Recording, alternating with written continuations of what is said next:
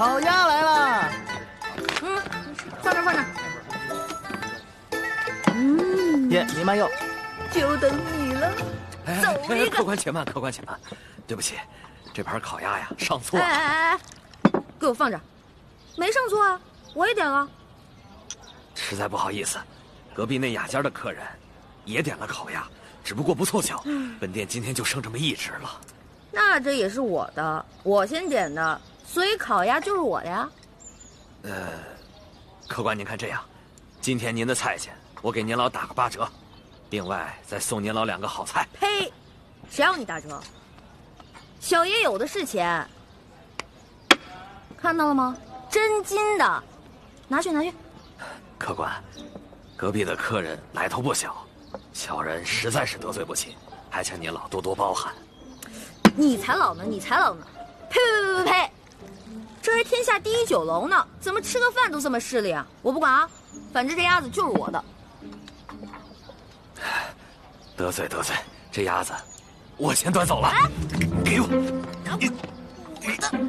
松手！是谁抢了被中堂大人点的鸭子啊？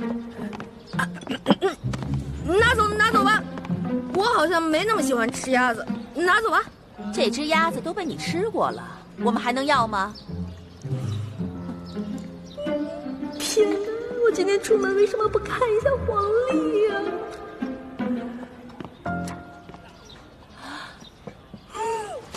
是你？不是我。哼，小丫头，上次在我春风院，你就已经被我识破一回了。老娘我阅人无数，就你这点小把戏，能瞒得过老娘的眼睛吗？想吃顿饭怎么就这么难呢？给我抓住他！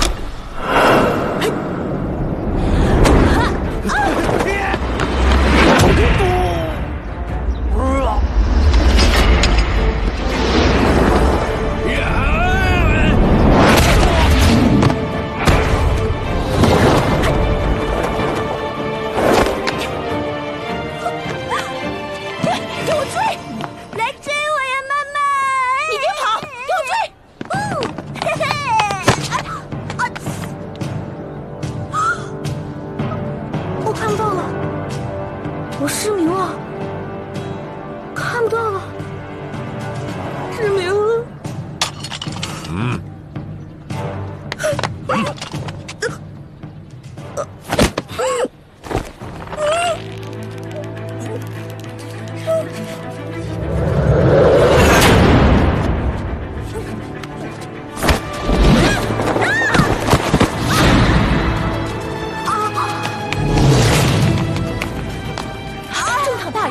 还不快给我抓起来！救命啊！救命啊！救命啊！放开我！救命啊！